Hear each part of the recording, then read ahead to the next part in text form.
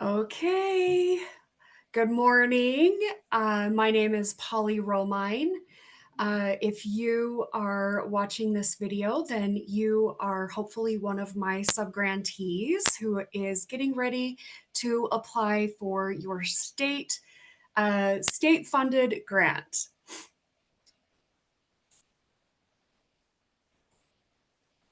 Let me pull up my notes. So I was just playing with my video and not actually making sure my notes were up like I should have been. All right.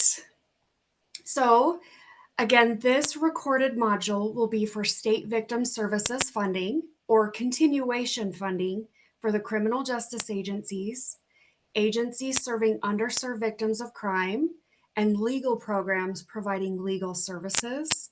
This is a continuation funding grant and not competitive.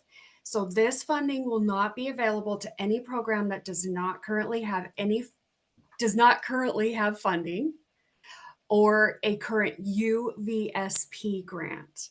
You should not watch this training. Well, I guess you can watch the training, but you'd probably be wasting your time watching this training or applying for this funding if you do not currently have a UVSP state-funded grant. So this grant will be the first full cycle of a 2-year cycle in our grant award cycle. We will follow the federal timeline as far as grants are due in the GMS system and revisions. So grants are due in the system March 13th by 6 p.m. You will submit everything for this upcoming grant in the system. In the past, you have emailed me. Do not email me. Follow the grant instructions and other guidelines that I will show you and talk about in a minute to complete this 2-year grant. This is the same date and time as the federal grants are due. So for some of you who are also going to be submitting grants for the federal grant cycle, just make sure that you know that this is the same date, same due date, same time. This grant will start July 1st. So the goal is to be done with revisions by the end of June, when we also plan to send out formal award letters. But always contact me if you need an award letter or some other documents sooner. Also, as far as contacting me, if you have questions about the state funding, you can call or email me. You do not have to put your questions on the Q&A like they do for the federal and other state funding that is competitive. So just know I cannot answer federal funding application questions or other state competitive funding questions. I can only answer questions about this UVSP state funding. All right, we're going to go to the system and I'm going to show you the instructions. We'll get him out of there. There are multiple resources for you to complete this process, and hopefully all of this looks familiar because it is essentially what we did to get the grants going for the current grant year. Gosh, I think we did that in April, May. So you might recognize a lot of this, hopefully. Let's see. I'm going to log in to the Utah GMS system. You can see this is our step-by-step instruction over here on the screen as well. The login site, hopefully you have that bookmarked in your bookmarks, but this document will show you how to apply for this grant funding. I am going to go down to where it says state funding grants, and I'm going to click that button. You'll see that my instructions also highlight that as well. When I click the click here to apply button, there is going to be a pop-up screen that is a little bit new. When I go to drop down arrow, there are going to be some options here that it is important that you do select the correct one. There will be some programs that are called sexual assault or have the word sexual assault in the title. Do not choose one of those. Make sure you are choosing the UVSP or state funded victim services for the current grant, sorry, for the upcoming grant year. So we want to make sure that we are going to click state funding UVSP for 2025-2027. Today, I'm not going to click this one because the application does need a tiny bit more work. So we're going to pretend and I'm going to click this one. But again, make sure that when you click on this to apply for this next new grant, you do 2025-2027. And your documents will, they will walk you through that as well. I just realized I don't have the most current instructions open for that section of the application, but that's okay. We're going to move through. All right, so hopefully this looks super familiar. We're going to click on applicant info and notice that that button was blue. This information should populate, most of it. It should populate automatically and look familiar. Do please make sure that you fill out the financial point of contact. Sometimes the financial point of contact information does not populate. If you try to fill it out and it won't let you save it, just email me and let me know who should be in there. That's been an issue that we've been addressing for years, so it's okay if that is an issue. Make sure you fill out the project short title and make sure that you have the program or your agency and that it says some sort of state funding or UVSP and that it has the years 2025 through 2027. That is important because when you go back to your applications, which I'll show you my list, when your grant is not named with the state funding in the year, as you can see, it can be very confusing on which grant would I choose if I was looking for 2025, 2027. All right, so I'm going to go back in. You can also see that this grant says new. So if you have to click out of your grants, come back to it, go back into your new grant, and we're going to click on that number to the left hand of the screen to come back in. All right, so back to where I was. I'm going to fill out my project short title. I'm going to put agency, state funding, and the years in there. A couple sentences about the program. This can be a copy and a paste. The project period start date, you will have to click through to choose July 1st, 2025. And project period end date, you will have to click through to go to 2027. We're going to click June 30, 2027. Maybe. If I can get my button to work. There it goes. All right. Just so you can see what that looks like. Click your county served. Remember, we're just going to choose that and choose this arrow to move it over. And that is how we fill out the applicant info. You can see in the instructions follow this. It shows you how to do all of the things that I have just done.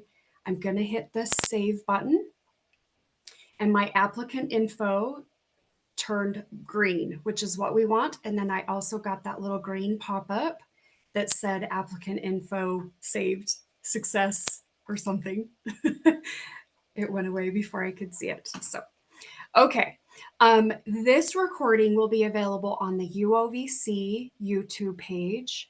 It's my understanding that the recording will have timestamps for important elements. So if you don't have time to go back and watch the whole recording and you're looking for something specific, sorry, you don't have to watch the whole recording. If you are looking for something specific, then you can go back and just move to, say, the budget or the program plan based on those timestamps. Let's see. Let me make sure I hit all my notes. All right, we're going to go to the Files tab. You will hopefully remember that this Add Files feels familiar. Click the Add Files, hit Upload Files, choose whichever file that you need or want to attach, and then attach it to the files. So there are a couple required files. We do need the completed program plan, which I will show you in just a minute. We'll talk about the program plans. We also will need any agency policies that apply to your budget. So if you have a travel or training in your budget, make sure you're attaching your travel or training policy. If you have any contracted fees, make sure you're attaching any contracts. The contracts must be current within reason. There are instructions on how to increase your contracted rate in the continuation grant instructions. So those continuation grant instructions look like this. So these instructions say UVSP state funded. So these instructions, as well as this instruction, will help you move through how to complete your grant application. So if you have any questions, also refer to this. These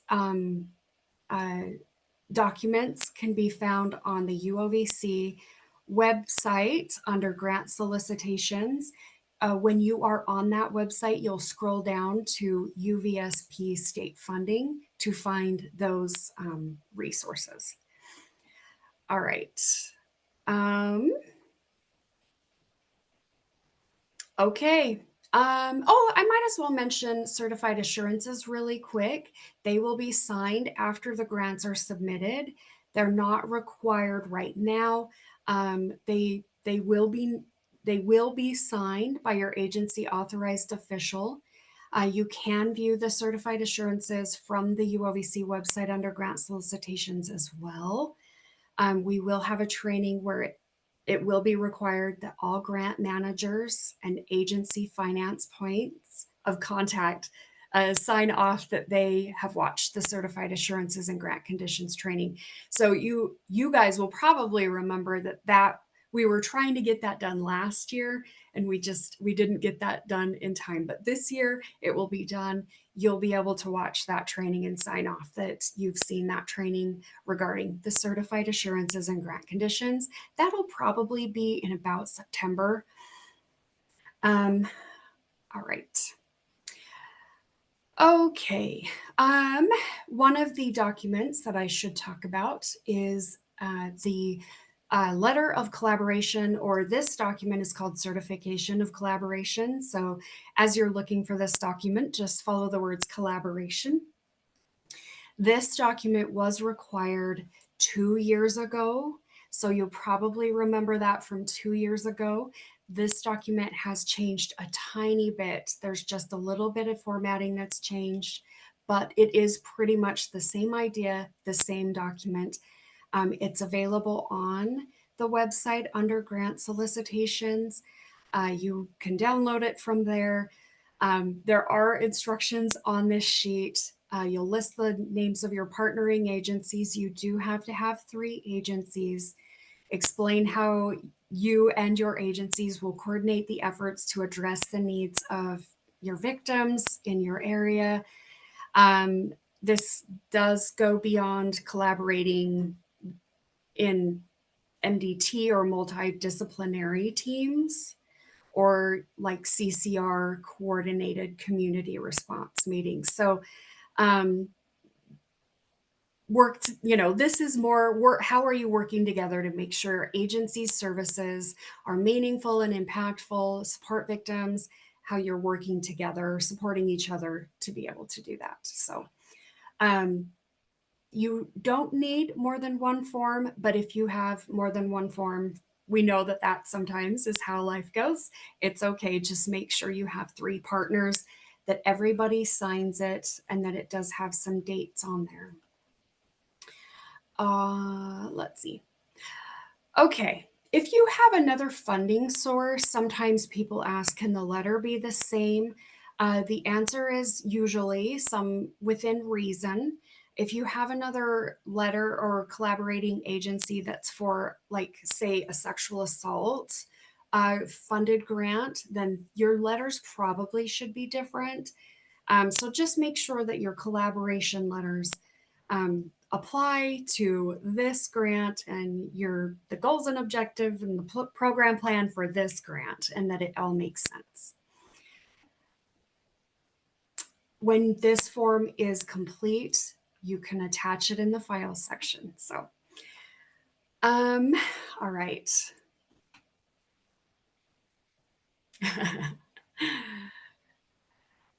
Let's jump to the only other tab that you are going to use in the application process is going to be the budget. And before I do that, I should mention that this document, the application instructions, does have a list of the required files, the files that you should be attaching or hopefully are attaching. So this document will list those out for you. I will talk about the budget justification in just a moment and the program plans in just a moment. I mentioned the policies and the letter of collaboration. There are some documents that are required for other grants that you do not have to attach to your state grant. So just keep that in mind.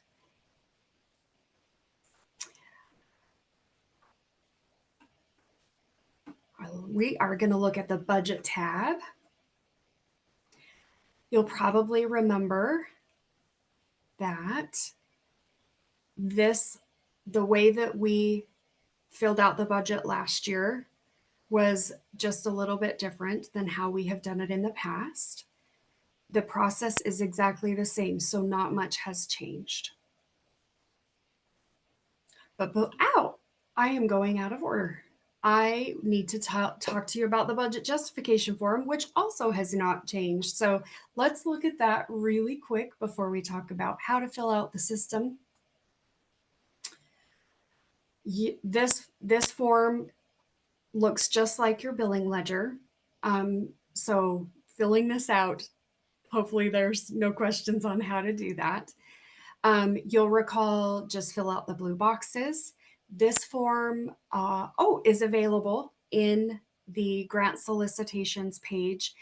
The forms, any of the forms, they're also linked in the instruction document as well. So in this document, there will also be links to the forms as well. So that's probably important to mention. Okay, so back to the budget justification form. Only fill out the blue boxes. You have heard me beg and plead for you to only fill it out in Excel and re-upload it only in Excel. That is because there's formulas all over this document that do have to stay intact. And when it gets opened in any other formats, it unprotects the cells and it puts the formulas at risk. And then we also discovered that even if you share this form through Excel, it also unprotects the formulas. So just please open it in Excel and upload it, use it and upload it in Excel. So, okay. So list your position, your full-time or part-time, total agency salary. You might be an agency where not much has changed. And so this might be fairly easy. It might be just a copy and paste, and maybe your total agency salary has gone up just a little bit.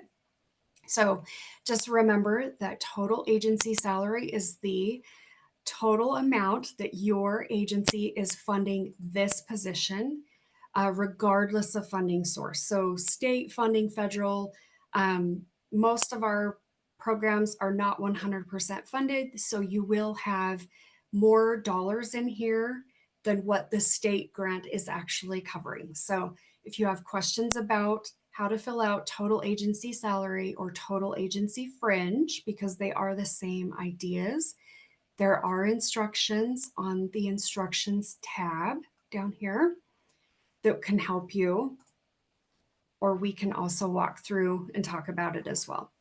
So I filled out total agency salary, and then I filled out the state funded salary. So this is the amount that the state grant is going to cover for this position for the year. The percent of state funded salary will auto populate. I will fill out the total agency fringe amount, and then the allowable fringe amount will auto populate based on the percent of state funded salary. So all of these white boxes here will auto populate. The allowable fringe amount is the dollar amount that you are able to ask for regarding your state funded grant. Some agencies ask for less because that's how they do their budget. Just make sure you don't ask for more fringe than is in the allowable fringe amount. The amounts will populate in this box over here, total state funded personnel and fringe. And then they will also auto populate in these boxes up at the top, personnel and fringe. So that all will do the work for us. And it will also let you know how much you have put in for your total budget. So that is kind of nice. Use that to know how much you have left to put in or if you're missing something. When you move down to these big boxes, please put in words that justify and explain what you are putting in. So in the position and fringe, you'll talk about hours and wage, explain any anomalies, like if you're full-time at 32 hours or part-time at 30 hours or something like that, explain that for us. Also, if you're asking for on-call or overtime, it does have to be notated. You shouldn't be billing on-call or overtime without it being notated in these justification explanation boxes. So if anything has changed from last year to this year, please make sure you explain the changes, cost of livings, etc. All right. And that box is the box that needs the most entries, personnel and fringe. The rest of these boxes, you'll just supplies, contracted fees, other, you'll enter the amounts, the justifications and the explanations, and then just enter the total overall dollar amount. But as you are filling out these boxes, please just make sure that you are listing out the expense, explain if there's changes or if it's how it's necessary or required, how it connects to your state funded grant program plan, stuff like that. Training and travel, you'll probably remember, are also combined, but it is just one box with $1 amount that goes in here. There is a list of trainings that are UOVC in-state approved trainings. If you are planning on just going to these trainings, you don't have to list out the different trainings. You can just list in your budget justification UOVC in-state trainings, and we'll just know that that's approved training. Put the mile and the rate, the per diem, the hotel registration, etc. Anything that's applicable. Okay, when my budget ledger is all filled out, then I can go back and fill out my budget tab in the system. So we're going to pretend like my whole budget is ready, and it is probably super helpful to do the budget justification form before you fill out your budget tab. Also, you will need to do two separate budget ledgers. You'll do one for 2025, 2026, and then you'll do another for 2026, 2027. So you will have to attach two budget ledgers. And then as you're filling out the system, the GMS system, you will fill out year one and year two. So just make sure that that is a little bit of a new change. So, okay, the budget. So I've clicked on budget, and then I clicked on year one, and it opened up the boxes. Sometimes, since we only do this once a year or every other year, sometimes we forget how to do this because I don't know, sometimes the system is not super user friendly. But also remember that this document right here will walk you through and highlight how to do that as well with pictures and text.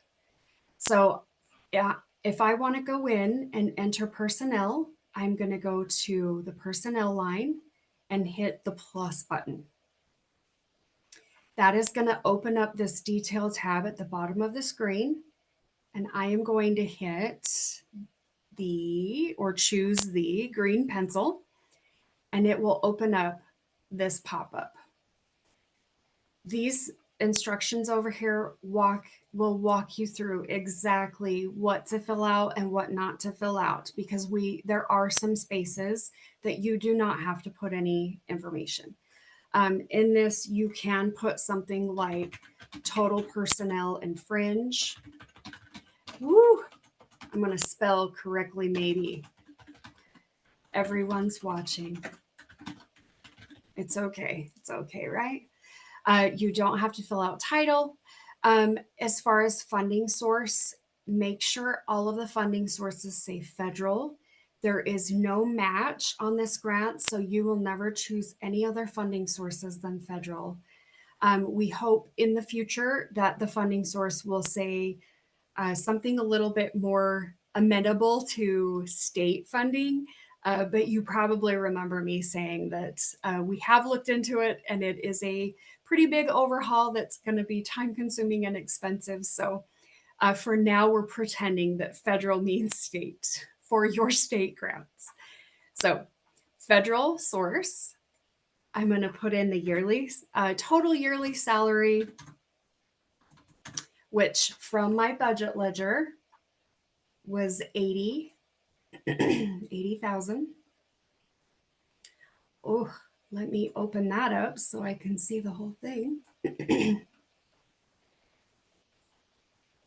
I put 80,000 in total yearly salary.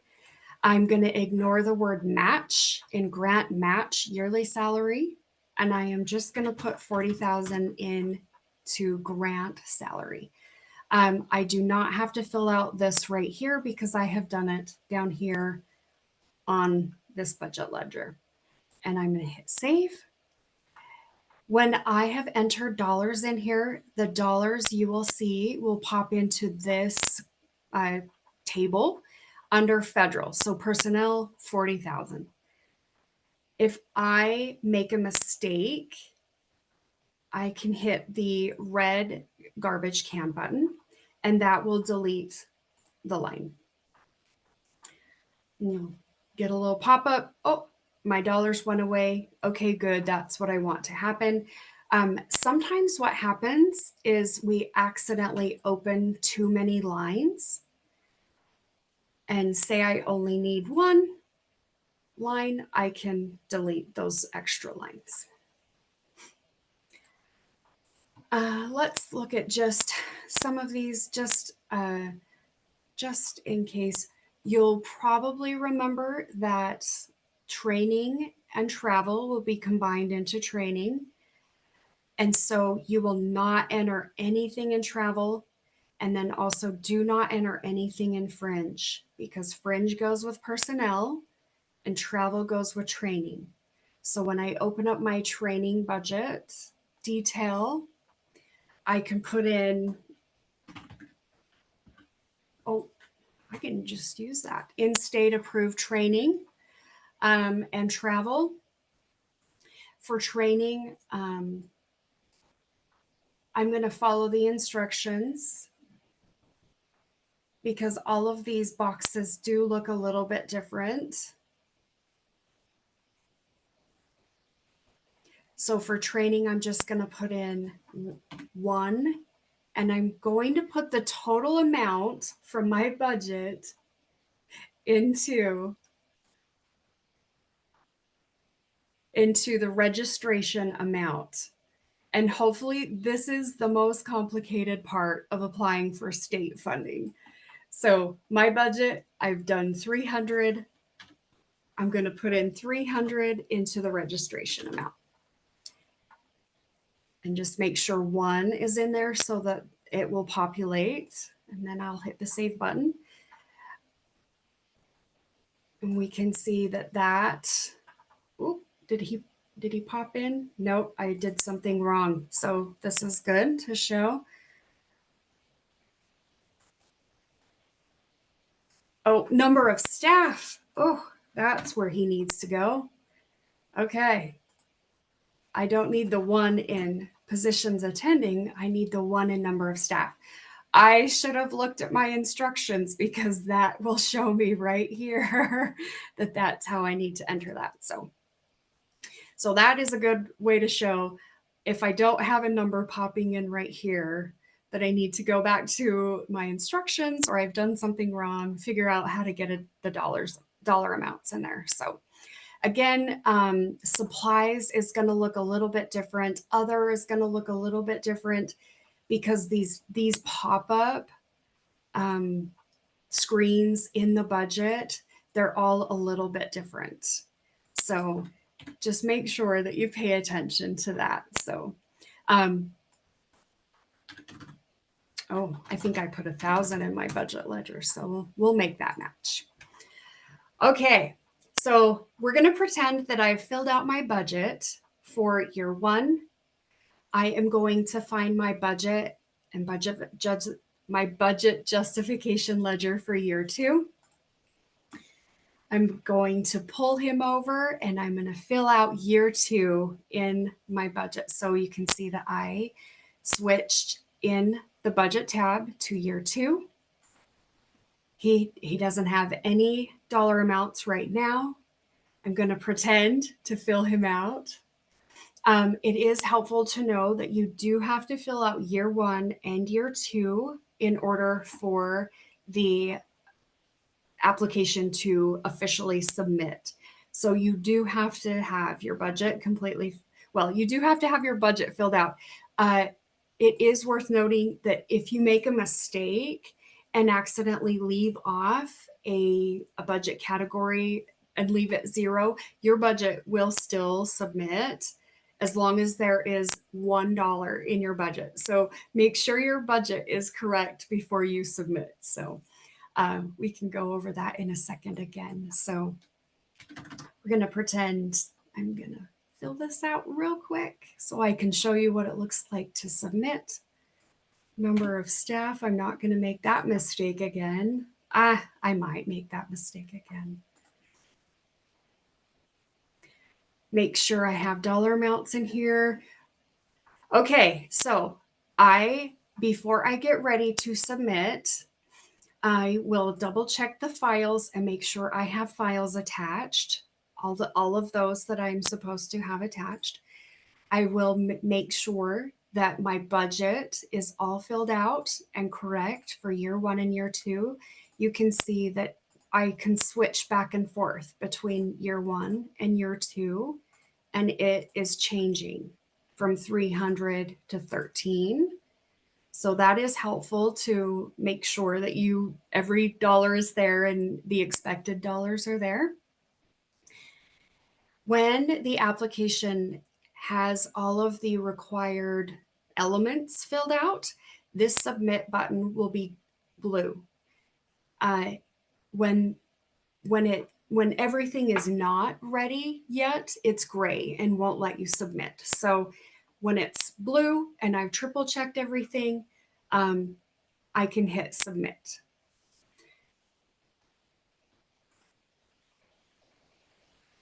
We will get a little pop-up that says application successfully submitted. That is one of 3 ways to know that the application was successfully submitted. You may get an email, but you might not get an email that your application was submitted. But you can also click back in to the application and see that the status is submitted. And you can also look at the status from the My Application tabs. So, okay, good. This application is submitted. Great. All right, last thing to talk about are program plans. So we're going to pretend that I filled out my program plan and attached it and submitted it with my application. I do have the program plans up here together because many of the elements are the same. So I don't want you to be confused, but just know I will be talking about criminal justice or the underserved program serving underserved victims of crime, or legal. So I will try to separate whether it's criminal justice or the legal programs and the programs serving underserved victims. So sometimes people have filled out both program plans. Please do not do that. I don't want you to fill out both. It is probably worth talking about the difference. So the criminal justice agencies, if you are a victim advocate in a law enforcement or prosecutor agency, then you are classified as a criminal justice system-based program. And so you would fill out the criminal justice program plan.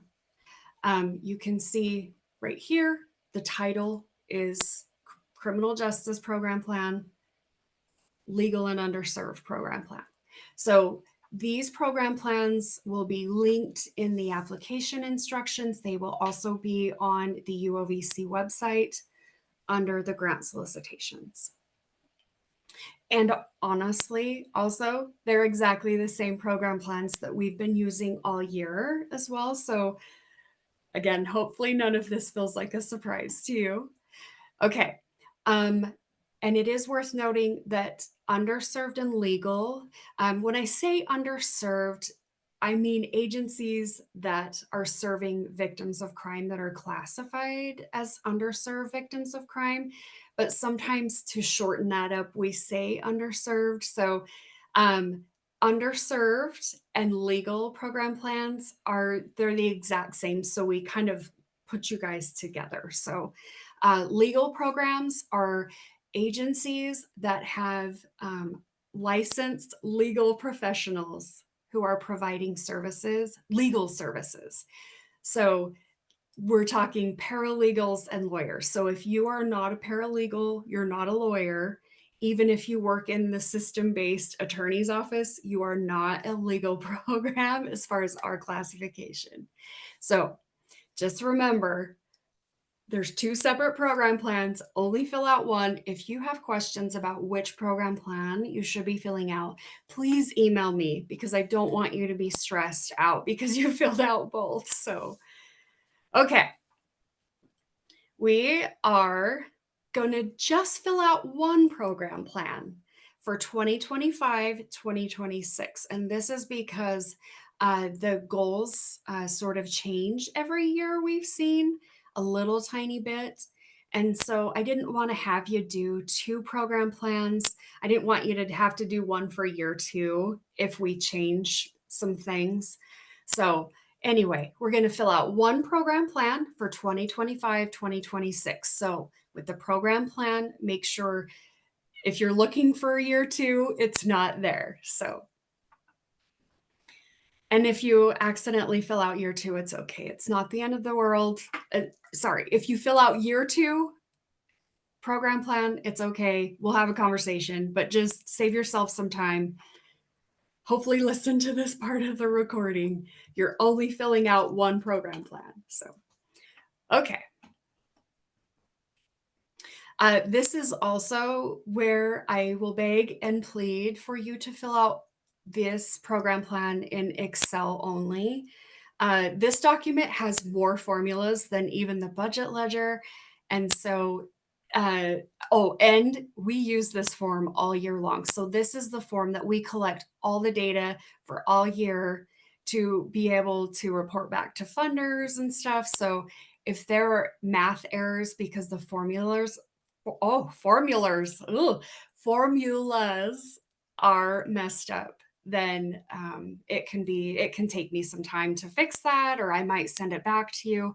Anyway, just please use Excel. Okay, we're going to start with demographics because these two pages are pretty much the same. The only difference is for criminal justice program plans, there is a little tiny box right here that says program state funded percent. This is the only difference, really. I do need criminal justice program plans to figure out this percent. For criminal justice agencies, you will need to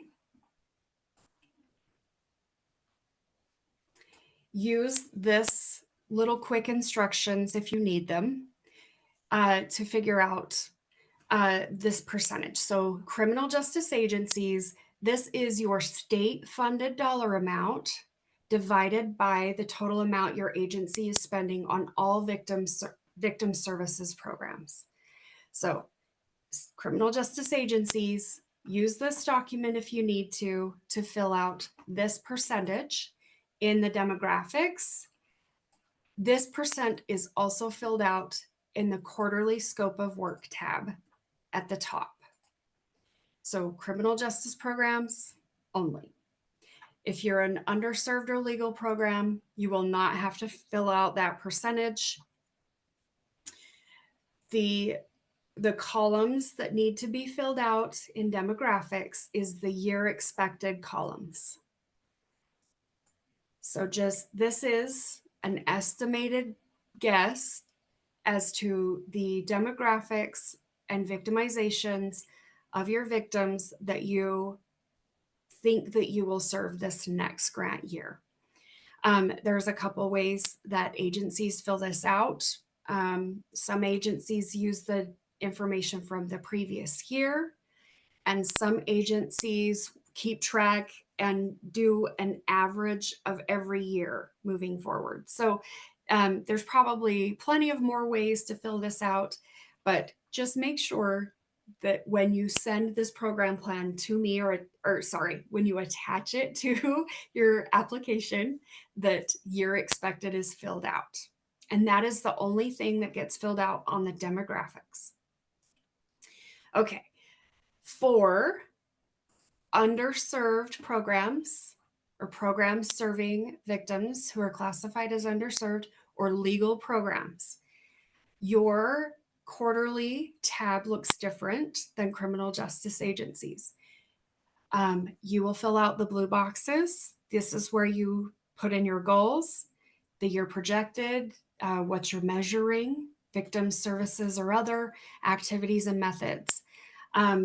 Names and staff of positions. So make sure that you're only putting people that are funded by the state funding or doing services on state funded time in this box. So don't put any volunteers, don't put any interns. Only state funded staff will go in this name or staff positions box. Your goals and objectives, they could be copy and paste from previous years if you're not changing anything else in your budget.